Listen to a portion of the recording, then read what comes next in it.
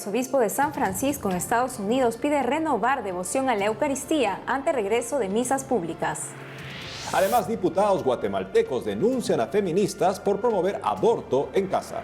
Y en México inauguran monumento en honor a niños mártires de Tlaxcala. Y acabando la semana, amigos, les agradecemos su compañía. Soy Eddie Rodríguez Morel. Yo soy Natalie Paredes. Gracias por acompañarnos nuevamente. Empezamos el noticiero con información de Estados Unidos, donde el arzobispo de San Francisco pidió renovar la devoción a la Eucaristía ante el regreso de misas públicas.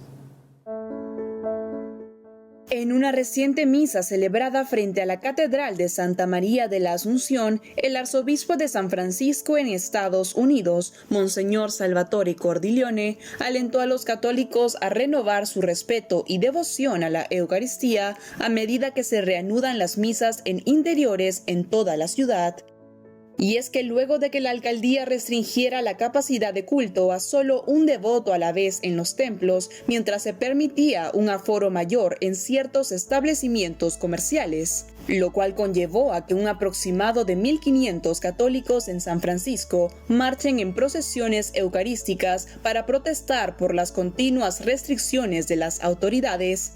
La oficina del alcalde de San Francisco anunció el pasado 29 de septiembre que los lugares de culto ya pueden realizar, finalmente, celebraciones en el interior al 25% de su capacidad, es decir, hasta 100 personas, así como albergar un máximo de 200 personas en los servicios de culto al aire libre.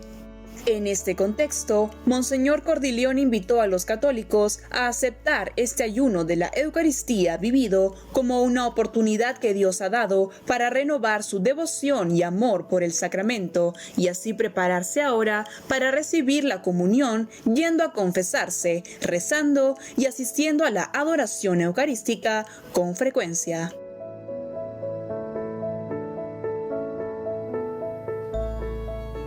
En otras informaciones, 2 diputados guatemaltecos presentaron una denuncia ante el Ministerio Público de Guatemala contra feministas que promovieron recientemente la práctica clandestina del aborto en casa, poniendo en riesgo la vida de la madre y del bebé en el vientre. Para darnos más detalles al respecto, estamos conectados con José Estuardo Córdoba, director jurídico de la Asociación La Familia Importa de Guatemala. José, te damos la bienvenida a EWTN Noticias. Gracias. Hola a todos. Gracias por la oportunidad de nuevo. Es un gusto estar aquí de nuevo. José, por favor, ¿nos podrías poner primero en contexto sobre estas denuncias que han presentado los diputados contra grupos feministas que al parecer promovían el aborto en casa? ¿Cómo va el proceso legal? Pues mira, este proceso es un proceso que está iniciando nosotros con el apoyo del diputado Aníbal Samayoa y también con el apoyo del diputado Julio Lainfiesta. Asociación La Familia Importa ha interpuesto una denuncia penal en la Fiscalía en Guatemala en contra, como bien lo señalabas, en contra de grupos feministas que están promoviendo hacerse un aborto en casa con algunos medicamentos, lo cual es sumamente peligroso para la salud de la mujer. Estos grupos feministas dicen que protegen los derechos de la mujer cuando lo único que quieren es imponer su ideología abortista y sin pensar incluso en la salud de las mujeres. Y en este caso están no solo atentando en contra de la vida del vientre de un posible embarazo, sino que también en contra de la salud de la mujer. Imagínate que se tome este medicamento una mujer sola en su casa y pueda tener una hemorragia severa y pueda incluso llegar a fallecer. El aborto en Guatemala es un delito y la instigación a realizar un delito también lo es. Hemos detectado algunos delitos tipificados como instigación a delinquir, el aborto, también otros delitos como usurpación de calidad. Estas feministas no son médicos para estar recetando fármacos a otras personas. Entonces es grave lo que están realizando y en Guatemala se debe cumplir la ley. Me preguntabas cómo va evolucionando el proceso. Pues como te digo, hace aproximadamente una semana se ha planteado esta denuncia. Estamos esperando a que el Ministerio Público, la Fiscalía, nos cite a los diputados y a Familia Importa, a la asociación, para ratificar la denuncia y presentar más pruebas sobre el caso. Finalmente, sabemos que el aborto es ilegal en Guatemala y solo está despenalizado en casos de peligro de vida de la madre. ¿Qué acciones continúan realizando desde la Asociación La Familia Importa de Guatemala para no permitir que se acabe con la vida del no nacido? Son múltiples acciones, constantemente una sensibilización por proyectar y proponer siempre buscar el bienestar de las mujeres y del no nacido.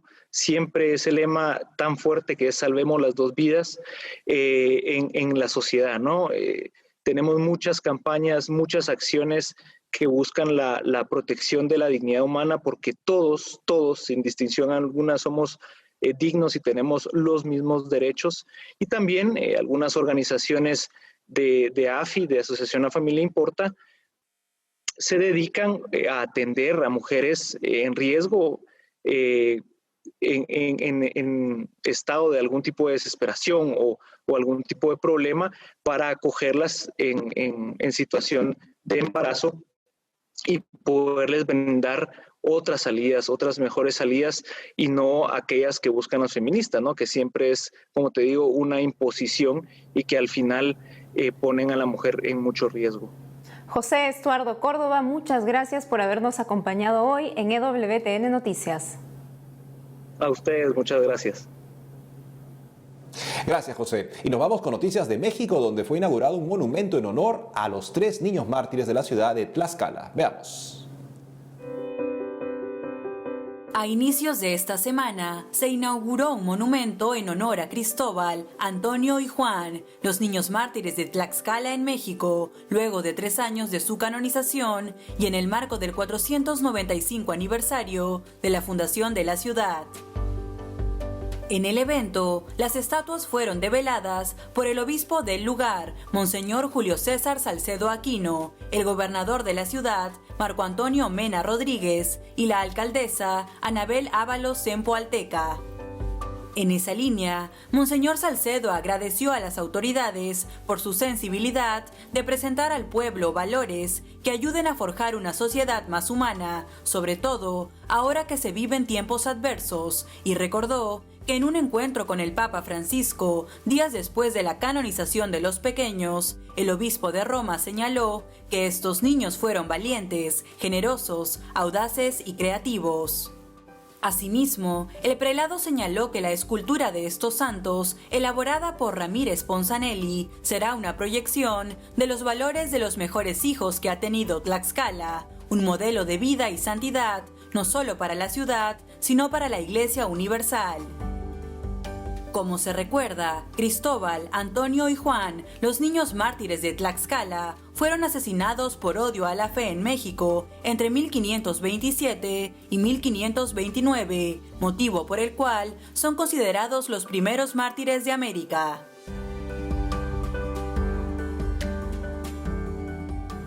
Continuando con las noticias, les contamos que el presidente de México, Andrés Manuel López Obrador, acusó a sacerdotes de Catedral de México de simpatizar con grupo opositor. Veamos los detalles en el siguiente informe. El presidente de México, Andrés Manuel López Obrador, acusó a 3 sacerdotes de la Catedral Metropolitana del país de ser simpatizantes del Frente Nacional Anti-AMLO, un grupo opositor que busca su renuncia.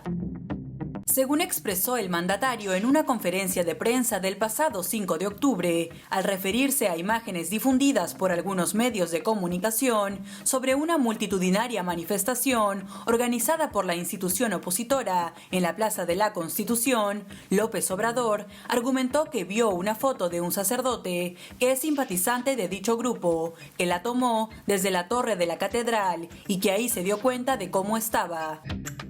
En este contexto, el padre Hugo Valdemar, canónigo penitenciario de la Arquidiócesis Primada de México y miembro del Cabildo de la Catedral Metropolitana, declaró que en el templo ninguno de los canónigos ha hecho público su apoyo o descalificación al movimiento opositor.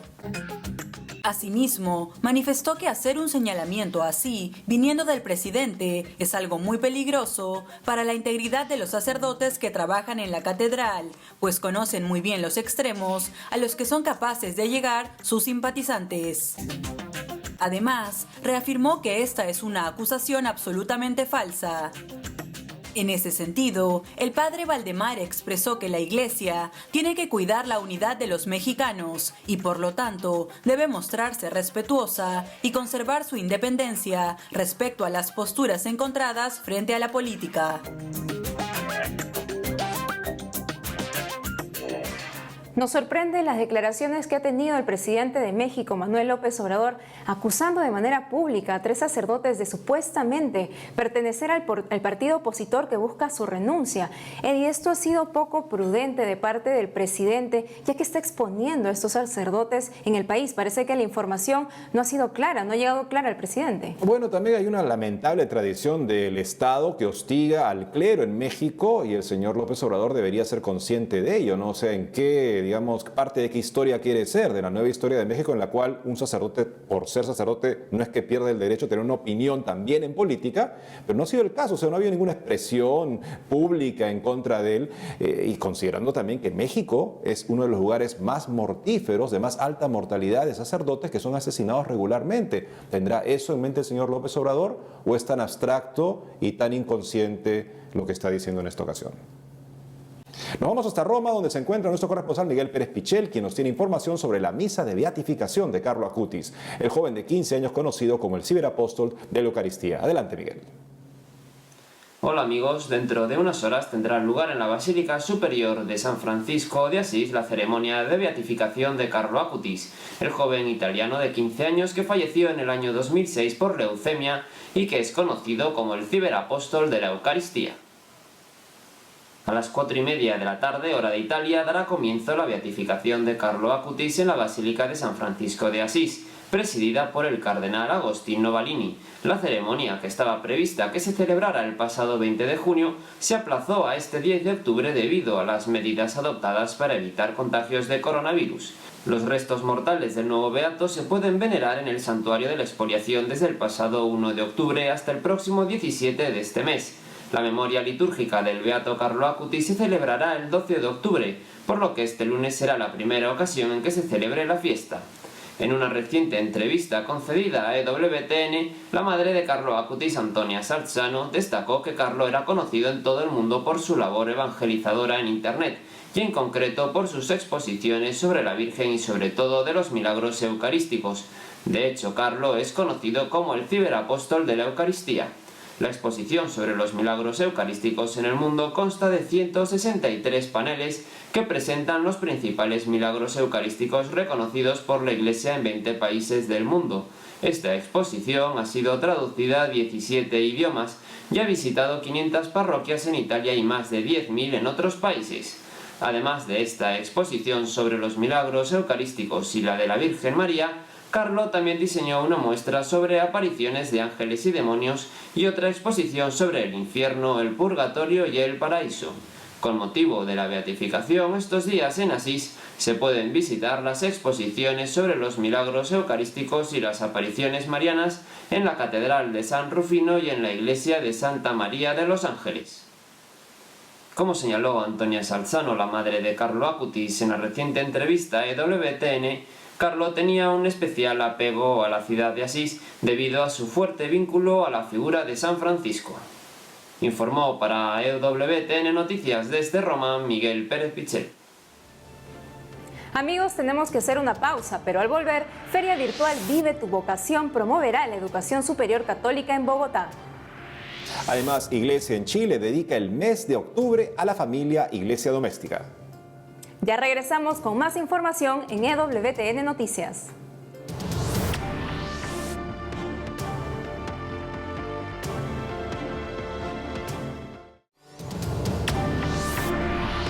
Ahora nos vamos hacia Colombia para conectarnos con nuestra corresponsal Lida Lozada, quien nos tiene noticias sobre la evangelización que está realizando la Iglesia en Colombia en el mes de las misiones. Adelante, Lida.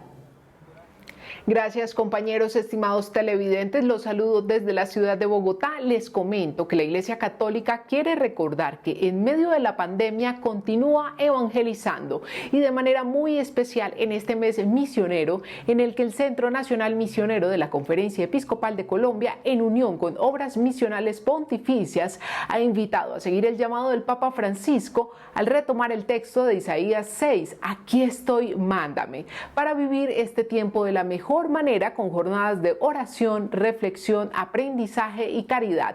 Así lo han explicado los representantes de ambas dependencias.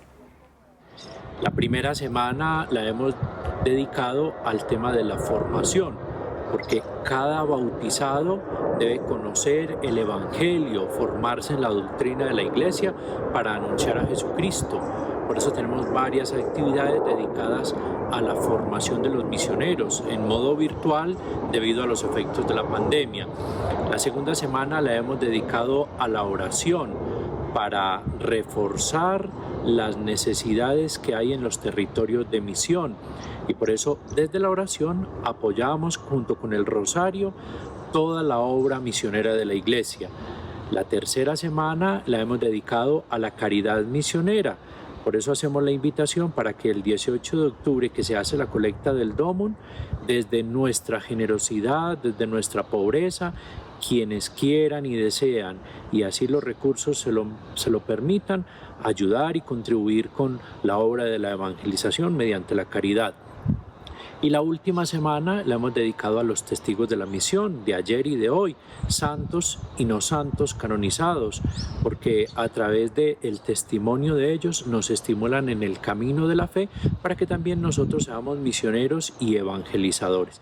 Hemos lanzado esta campaña tanto digital como con material impreso para que todos los bautizados tengamos la oportunidad, primero que todo, de orar por las misiones, ofrecer nuestros sacrificios, y ya los que con gran valentía de la fe y con los protocolos están yendo a las Eucaristías en sus parroquias, pues la oportunidad de presenciar la misa por las misiones el 18 de octubre. Y en nuestra página toda una campaña también para la opción de dar vía online la contribución por las misiones. Y todos los delegados de las obras misionales pontificias en las 77 jurisdicciones eclesiásticas del país, con sus equipos y según las circunstancias, están realizando encuentros virtuales, algunos encuentros en pequeño presencial. En otras noticias, Vive tu vocación. Este es el nombre de la feria educativa virtual que CONACET Bogotá Cundinamarca, la corporación que vincula a las delegaciones educativas de las comunidades religiosas y agremia federaciones de instituciones identificadas con la misión educativa de la Iglesia, realizará del 13 al 16 de octubre. De acuerdo con los organizadores, esta segunda versión de la feria tendrá momentos para presentar distintas opciones para el desarrollo profesional de los interesados en los niveles técnico, tecnológico y universitario, así como los descuentos y beneficios especiales que se contemplan en esta época. Con la participación de más de 18 universidades,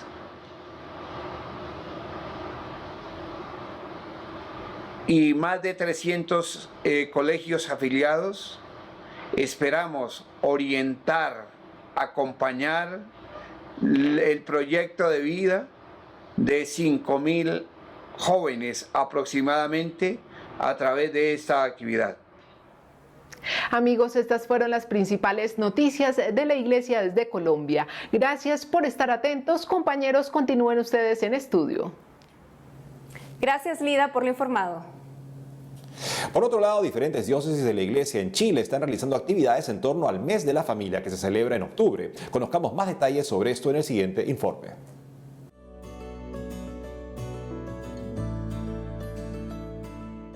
Con motivo de la celebración del Mes de la Familia en Chile, la Comisión Nacional de Pastoral Familiar de la Conferencia Episcopal del país realizó una especial web con oraciones, recursos y actividades programadas de las distintas jurisdicciones eclesiásticas chilenas.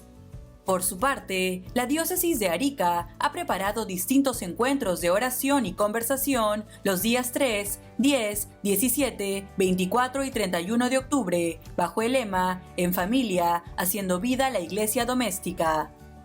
Asimismo, la Comisión de Vida y Familia del lugar sostiene que de algún modo, en este tiempo, se ha logrado más la correlación entre la familia y la comunidad cristiana. En tanto, la Delegación para la Pastoral Familiar de la Arquidiócesis de Santiago ha preparado algunos materiales para animar la oración y alentar la participación en las actividades de la Iglesia local y universal, de modo que a través de su página de Facebook transmitirá conversatorios sobre la postpandemia, el proyecto de ley de protección de la infancia y el plebiscito constitucional del 25 de octubre en el país. Por otro lado, la diócesis de Villarrica realizará el 10 de octubre un conversatorio sobre la iglesia doméstica en la actualidad, en la que participarán asesores y matrimonios de la pastoral familiar diocesana. Ahora nos enlazamos con nuestro director Alejandro Bermúdez, quien nos hará una breve reflexión sobre la última encíclica del Papa Francisco, Fratelli Tutti. Te escuchamos, Alejandro. Amigos de EWTN Noticias, una bendición estar nuevamente con ustedes. Nosotros hemos visto que el Santo Padre ha publicado su segunda encíclica social. La primera fue Laudato Si, escogió un término en italiano muy bonito de la tradición de San Francisco de Asís y ha hecho lo mismo esta vez en el espíritu de San Francisco de Asís, utilizando una frase con la que San Francisco de Asís iniciaba las cartas a sus hermanos religiosos, Fratelli Tutti, ¿no? Hermanos todos. Y uno de los temas importantes de esta encíclica social es que tenemos que saber que se inserta dentro de una tradición de documentos de doctrina social que comenzaron con el Papa León XIII a finales del siglo XIX con la encíclica Rerum Novarum, que significa de las cosas nuevas. Y es curioso porque en ese entonces habla, por ejemplo, de los problemas de la labor, el trabajo en el ámbito de la industria, el derecho de los trabajadores, el derecho a sindicalizarse, todas estas cosas nuevas. De ahí este título, Rerum Novarum. Pero ha ido pasando el tiempo y la realidad económica y la realidad política y laboral han ido cambiando dramáticamente, estableciendo un desafío para la Iglesia. Porque los católicos y mucha gente de buena voluntad espera de la Iglesia Católica que haga un pronunciamiento que sirva de orientación moral sobre qué cosas son buenas para construir la sociedad. He leído algunos críticos de algunos de los temas a los que se refiere el Papa Francisco. En toda encíclica social, el Papa, como cualquier ser humano, proporciona una visión, una perspectiva que es compartida por algunos grupos y que no es compartida por otros. Eso siempre ha pasado y toda encíclica social tiene un componente que, digamos, va quedando atrás con el tiempo, ¿no? Los problemas que describía Rerum Novarum o la encíclica social posterior, 40º anno, etcétera, etcétera, o Pacem in Terris, por ejemplo, de San Juan XXIII, sobre la inminencia de una guerra nuclear en la tensión entre la Unión Soviética y Estados Unidos, todos esos temas son temporales y mueren con el tiempo y con el cambio de la sociedad.